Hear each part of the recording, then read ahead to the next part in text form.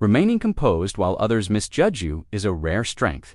It's a sign of true wisdom. You see, real progress doesn't come from proving people wrong in the heat of the moment. It comes from restraint, from foresight, and from knowing when silence serves you better than any explanation. This story isn't about trying to look smart. It's about being smart when absolutely no one is clapping for you. It's about understanding that the loudest voice in the room isn't always the wisest.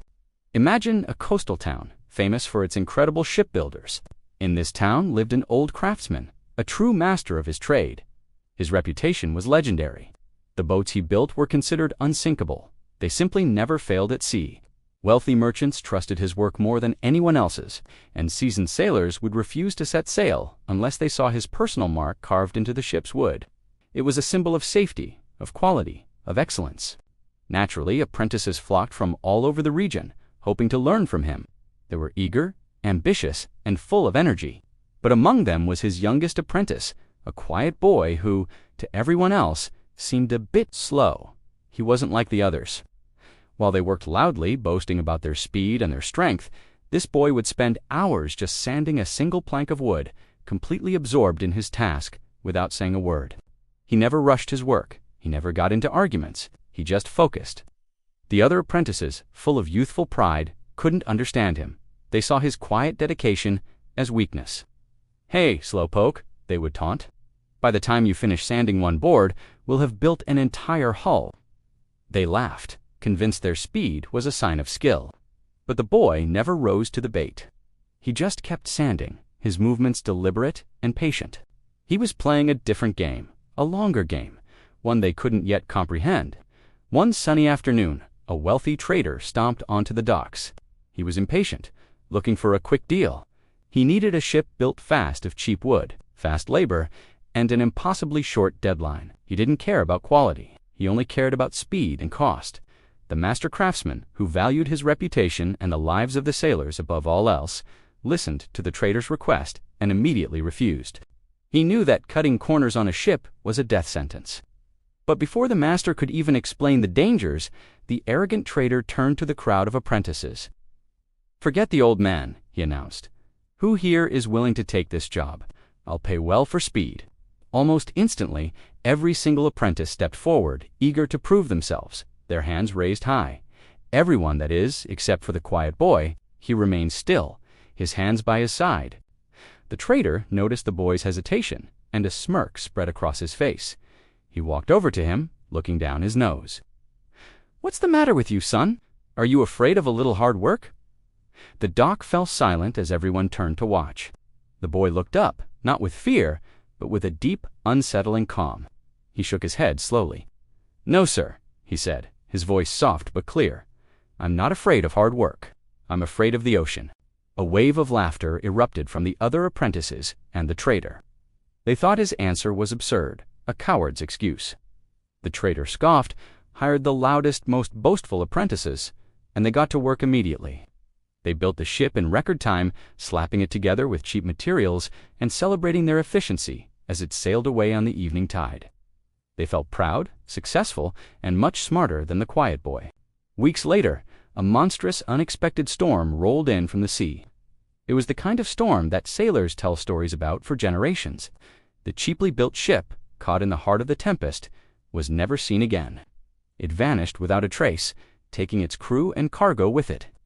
The laughter on the dock had turned into a somber, haunting silence. The ocean had claimed its due.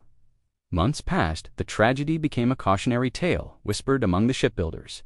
Then another trader arrived. This one was different. He was patient, experienced, and his eyes held the wisdom of someone who had seen many storms. He understood the value of true craftsmanship. He was willing to wait for a vessel that was built to last. The old craftsman accepted the job, but he did something surprising. He put the quiet apprentice in charge of the most crucial first step, selecting the wood. Day after day, the boy went to the lumberyard. He rejected plank after plank that others would have eagerly used. He was meticulous. He would test the grain lines, running his fingers along the wood to feel for imperfections. He'd tap the boards, listening for the right resonant sound that signified strength and density. He would even smell the resin, knowing that the scent could reveal the health of the tree it came from. People started to whisper again. "He's wasting time," they'd say.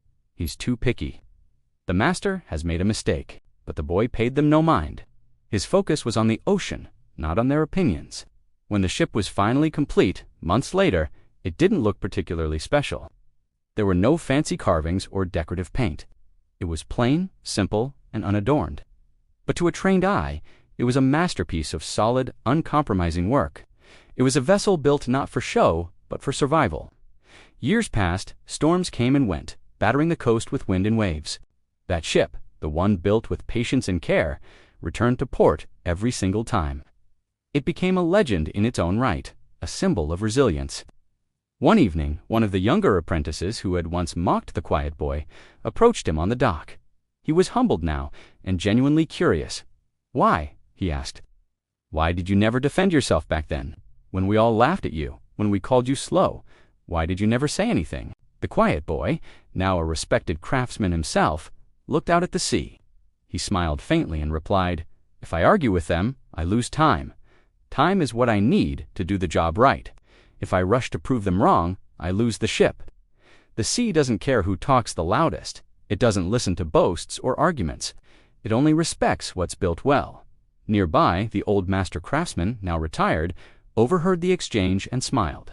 He knew in that moment that his legacy was secure.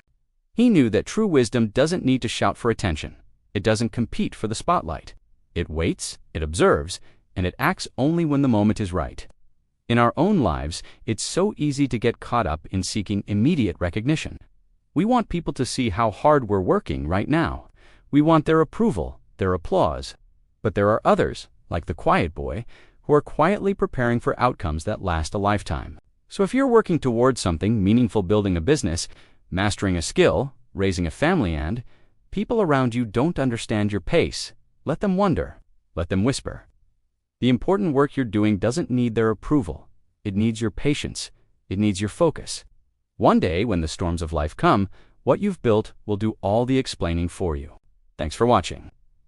Remember to be patient with your process and trust in the work that no one sees. Follow for more stories like this.